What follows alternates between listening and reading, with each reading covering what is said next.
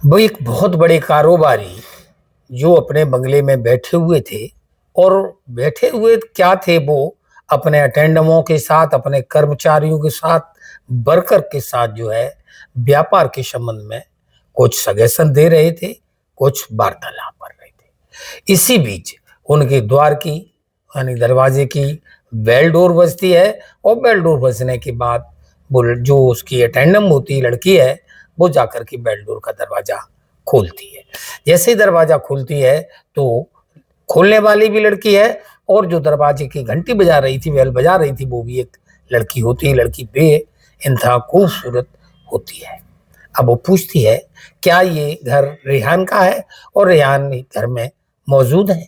तो वो कहती है हाँ ये रेहान का घर है और रेहान इस वक्त जो है मौजूद भी है। तो वो कहती है कि रेहान को आप बता दो ओके मैं आई हुई हूँ, मेरा नाम शिखा है। तो वो कहती नहीं शिखा जी आप आइए, आप आकर के जो विश्राम स्थल है वहाँ पर आप बैठ जाइए, उसके बाद हम आप वहाँ पर जाकर के उनसे कहेंगे तभी आपकी मुलाकात हो पाएगी। वो लड़की शिखा अंदर जाती है। अंदर जाती जहाँ मीटिंग चल रही थी वहाँ पर जो उनके पिताजी थे, जो बिजनेसमैन हैं, इनका एक्सपोर्ट इम्पोर्ट का व्यापार है, इनका नाम प्रदीप है। प्रदीप उस बेटी को बैठालते हैं, जगह देते हैं और जगह ही नहीं देते, उनसे पूछताछ करते हैं कि आप कहाँ से आई हो, कहाँ मोहल्ला है और क्या आपका परिचय। तो लड़की परिचय देती है कि मैं फला जगह की रहने वाली हूँ और मेरा जो है जिस स्कूल में आपका बेटा पढ़ता रेहान उसी में मैं भी पढ़ती हूँ, क्लासमेट है मेरा, मेरा जो है इनसे दोस्ताना है, मेरा बॉयफ्रेंड है। परिचय हो जाता है। वो लड़की इतनी खूबसूरत है कि प्रदीप की नजरें वो मीटिंग में ना, अब उसका दिमाग तो जो है उसी के चेहरे पे ऊपर, उसके शरीर के ऊपर है, दिमाग उसका उस पर लगा हुआ है। मीटिंग उसको पसंद नहीं आती है। थोड़ी देर बाद नीचे से कॉल की जाती है। रेहान सीढ़ियों द्वारा नीचे आता है और आने के बाद जब वो लड़की को बुलाता है शिखा को, चलिए ऊपर बैठ के कुछ देर बात करेंगे। तो जब लड़की सीढ़ी चढ़ रही होती है तो उनके पिता की नजर यानी प्रदीप की नजर सिर से लगा करके उसके पैर तक होती है।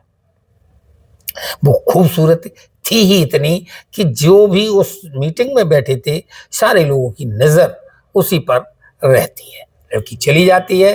थोड़ी 10-5 मिनट ऊपर बात होती है, मुलाकात होती है उनकी रेहान से। रेहान के बाद वो लड़की निकल के अपने घर चली जाती है। अब जो प्रदीप है, प्रदीप की नजरों में, चूंकि प्रदीप एक अय्यास किस्म के अदियास किसके बिजनेसमैन है, इस कारण से उनकी पत्नी ने भी जो है मतलब इनकी पत्नी चली गई थी, उनने हत्या वगैरह कर ली थी और उनके कारनामे ऐसे हैं कि उनका जहां भी लड़की देखते हैं सुंदर, उनका दिल मचल ही जाता है। उनके जितने स्टाफ में जितनी भी चाहे घर पर हैं, झाड़ू पोछा लगाने वाली, बर्तन मांज XYZ जो भी नौकर हैं सारे लेडीज हैं, चाहे वो ऑफिस में हो चाहे वो घर पर हो, जितना उनका स्टाफ है सब में लेडीज ही है। क्यों? उन्हें लेडीजों में रहने का शौक होता है और शौक ही नहीं होता है। जिनके यहाँ जितने कर्मचारी लेडीज वर्कर हैं वो किसी न किसी रूप में उनसे जुड़े हुए हैं, उनसे वो संबंध बना चुके होते हैं। इस तरह के प्रदीप थे। तो प्रदीप की नजर वो उस लड़की पे पड़ जाती है। प्रदीप उसका पीछा करते हैं। दूसरे दिन लड़की एक मॉल में जाती है। मॉल में जाने के बाद वो बस कपड़े देखती है, एक सूट उसे बेहद पसंद आ जाता है। जब उसकी वो प्राइस पूछी जाती है तो प्राइस की वजह से वो लड़की सूट नहीं ले पाती है, क्योंकि जो लड़की है वो एक बहुत ही मिडिल क्लास है। उनके पिताजी जो हैं वो पेंशन मिलती है, पेंशन से ही परिवार का गुजर बसर चलता है, खाना पीना चलता है और लड़की पढ़ाई उसी से करती है। तो उसकी उतनी औकात नहीं होती है, मगर शिखा है बहुत ऊंचे ख्यालातों वाली है, हवा में उड़ने वाली लड़की है। अपनी जरूरत पूरा करने के लिए वो किसी हद तक जाने के लिए तैयार रहती है। इसी वजह से उसने रेहान से दोस्ती की हुई थी। अब जैसे ही वो लड़की सूट को पैक कराने के बाद पैसे के 20,000 की बात आती है तो वो लड़की मना कर देती है कि रहने दो, मेरे पास अभी पैसे नहीं है। तभी तक देखो सामने प्रदीप खड़े हुए हैं। प्रदीप के हाय हेलो होती है। हाय हेलो होने के बाद वो जो है पैसे दे देता है और कहता है अरे ये मेरी तरफ से गिफ्ट रख लो, क्या जरूरत पड़ी है, ऐसी बहुत से हम आपको गिफ्ट देते रहेंगे, ये आप अपना सूट रख लीजिए। वो लड़की मना करती है कि नहीं अंकल जी रहने दीजिए और मुझे ज़रूरत नहीं है, लेकिन वो कहता है ऐसा तो मैं करता ही रहता हूँ, मुझे कोई फ़र्क नहीं है, आप इस सूट को पैक कर दीजिए। पैसे देता, वो सूट गाड़ी में रख लिया जाता है। अब शिखा कहती है कि इतना आपने जो कुछ किया है कि चलो एक कॉफ़ी तो बनती है, हम लोग बैठ के साथ में कॉफ़ी पीते हैं। कॉफ़ी हॉल में चले जाते हैं, कॉफ़ी आती है, लड़की शिखा कॉफ़ी पी रही होती, प्रदीप कॉफ़ी को नहीं पी रहा होता। जब नहीं पी रहा होता तब वो लड़की कहती है अरे आपने तो कॉफ़ी पी नहीं है। तो वो कहते हैं नहीं नहीं कॉफ़ी वॉफ़ी मैं नहीं पीता हूँ, हाँ अगर कोई एक जाम चल रहा होता तो मैं जरूर पीता। अब वो तमाम तरह की बातें होती हैं, और बातें क्या होती हैं, वो कहता जाम होता तो पीता। तो वो कहती करो चिंता मत करो, कभी हम आपकी ये भी हसरत पूरी कर देंगे, मैं नहीं पीती हूँ मगर आपका साथ जरूर देंगे। बातें होती है, काफी समय तक पास आने की प्रदीप कोशिश करता है, तमाम तरह की वो पास आ भी जाता है, और बातें होते होते काफी समय जब गुजर जाता है तो वो कहता है कि क्यों ना आज ही चलो हम फार्म हाउस चलते हैं। फार्म हाउस चलने के बाद एक एक पैग लगाएंगे, उसके बाद तो अपने घर चली जाना। लड़की चूक 20,000 की गिफ्ट मिली है, इम्प्रेस हो गई है, पिता भी है, बॉयफ्रेंड का पिता है। तो वो कहती चलो ऐसे अगर आप यही बात है तो मैं आपके साथ चलने को तैयार हूँ, और वो अपना फार्म हाउस में लिवा जाता है। जब फार्म हाउस में जाता है, जो वहाँ का चपरासी होता है, देख रेख मेंटेन करने वाला होता है, उसका नाम उदय होता है।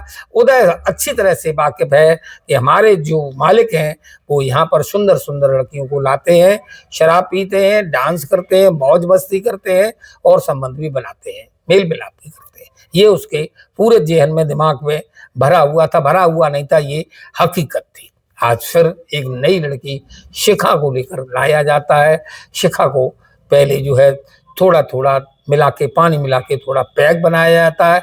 वो मना करती है लेकिन वो उन्हें पिला ही देता है। पिलाते पिलाते अब उनकी आंखों में सुरूर छा जाता है। सुरूर छाने के बाद अब वो कहते हैं चलो थोड़ा सा हम लोग डांस क्यों ना कर लें। लड़की मना नहीं कर पाती है। अब वो संगीत बजाया जाता है, वहां पर सारे साधन हैं, संगीत बजाया जाता, लड़की डांस करती है। डांस में हाथ एक दूसरे को पकड़ते हैं, गले से लगाते हैं, शरीर चूमते, शरीर पकड़ते हैं। अब इस तरह से जब प्रोग्राम चलता है, दोनों लोग जो है टच में आते हैं, शरीर जब मेल खाते हैं तो आग दोनों तरफ से लग जाती है। अब वो प्रदीप कहता है कि ऐसा करिए, जो जो मैंने तुम्हें गिफ्ट दिया है क्या तुम पहन के नहीं दिखाओगी। तो वो कहती है हाँ जरूर जरूर जरूर, क्यों नहीं दिखाऊंगी। अब वो लड़की जाती है, ड्रेस चेंज करती है। जब चेंज करके आती है तो आधा शरीर उसका थी ऐसी, मतलब जो सूट था वो था ही, आधा बदन उसमें पारदर्शी थी, कुछ दिखाई देता था बदन बदन पर। तो वो अब पारदर्शी सूट में वो बहुत ही सुंदर लग रही होती है। इधर शराब का नशा हो जाता है। शराब के नशे के कारण जो है भी दोनों लोग बेडरूम में चले जाते हैं।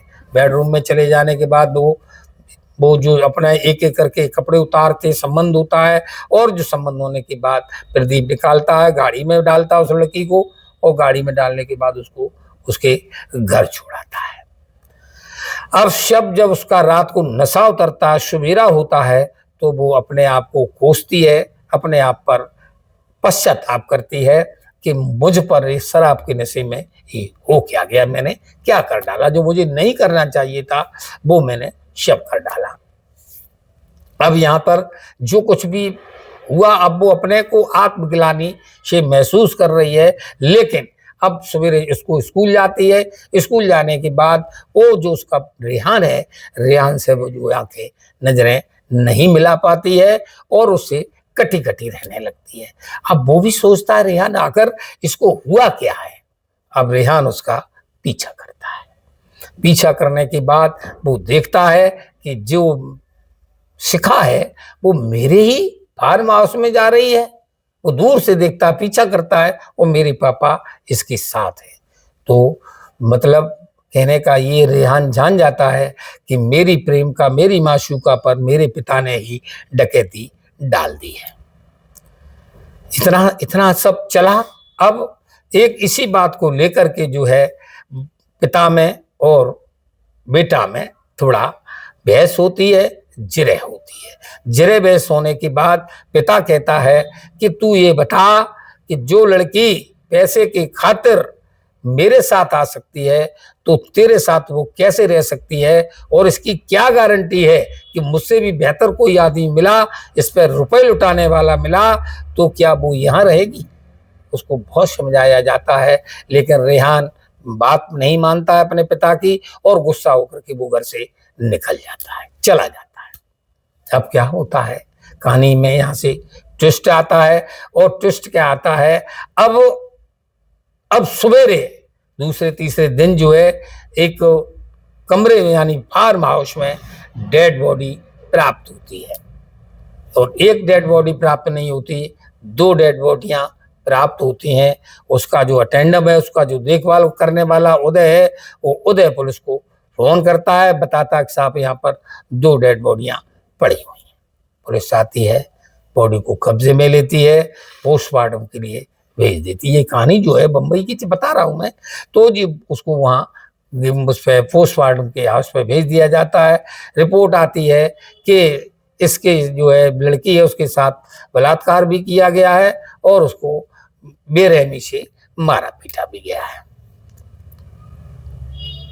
अब पुलिस तफ्तीश में सबसे जो फोन करने वाला उसे ही वो पूछा जाता है, और पूछते हैं कि आपने क्या देखा। अब सबसे पहले चश्मदीद वही है, तो वो उदय कहता है साहब ये दोनों लोग जब आ गए थे तो हमको ये बोला था कि जाकर के ये वस्तु ले आइए, मैं मार्केट में सामान लेने चला गया था, इसी बीच में किसी ने इनका कत्ल कर दिया।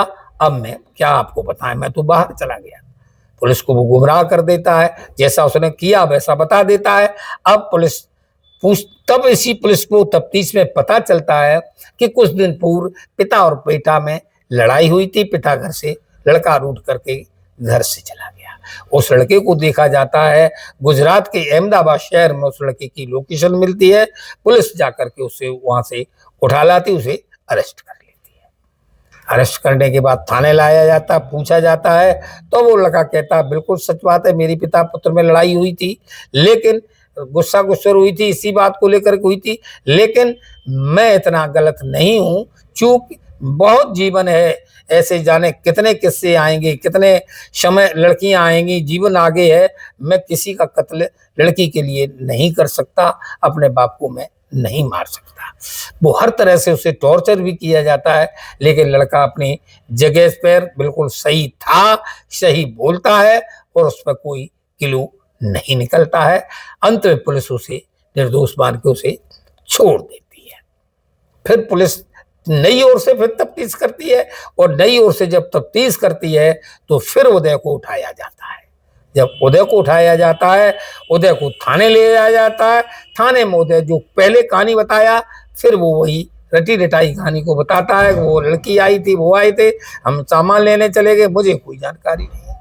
लेकिन पुलिस जब सख्ती से तफ्तीश पेश करती है, और लोग इस फोनों की वो देखा जाता है, CDR वगैरह निकाली जाती है, तो उसकी पोजीशन भी वही निकलती है, मर्डर के टाइम पे भी निकलती है। तो जब उसको वो पेश करके पूछा जाता है तो उसके पास कोई जवाब नहीं होता है। जवाब नहीं होता तो वो टूट जाता है पुलिस के सामने। फिर वो कहानी बताता है कि ये दोनों लोग नशे की हालत में जब दोनों लोग हो गए, पहले जो ये करते थे, जो भी कुछ करते थे बेडरूम के अंदर करते थे। जब से ये लड़की शिखा आई है, शिखा ने तो जो है बिल्कुल सारी सीमाएं पार कर दी थी, और जो है ये डाइनिंग हॉल है उसी में ये लोग डांस करते हैं, और कभी कभी ये सोफा पर भी शुरू हो जाते थे। एक दिन ऑफिस में ये लड़की को वो जो ड्रेस थी उसी कार में छूट गई थी। लड़की फोन करती है शिखा के पंकज जी मेरी ड्रेस जो आपकी कार में रह गई है, तो वो कहता ऑफिस में आ जाइए, ऑफिस में रखी हुई है। तो ऑफिस में वो कार में जब लेने जाती तो वो कहती वो नौकर से इनकी साड़ी दे दो, वो कहती साड़ी लेने थोड़ी आए हैं। तो वो ऑफिस में भी मेल मिलाप करते हैं, मतलब सारी सीमाएं उन्होंने पार कर दी। जहाँ इन्हें मौका मिलता था, चाहे वो ऑफिस हो, चाहे वो घर हो, और चाहे वो फार्म हाउस हो, शिखा अपना तन मन उसे अर्पण कर चुकी थी, और वो शुरू हो जाते थे जहाँ उन्हें मौका मिलता था। अब यहाँ पर भी कहानी, तो जब ये भी दारू पिए थे, उदय बोला कि मैंने भी नशा कर रखा था, और जब ये गलत संबंधों में होते हैं तो मेरा मन भी डगमगा जाता है, और मैं जाकर के उस लड़की को पकड़ लेता हूँ। और जैसे ही मैंने उस लड़की को शिखा को छेड़ा पकड़ा तो प्रदीप ने मुझे गुस्से में आकर के मेरे 2 चांटे रसीद किए, मुझे मारा पीटा। वहां पर मैं भी नशे के शुरू में था। जो एक रखा होता है कांच का भारी सा टुकड़ा था शोरूम टाइप में, वो मैंने उनके सिर पर दे मारा, वो गिर गए, बेहोश हो गए।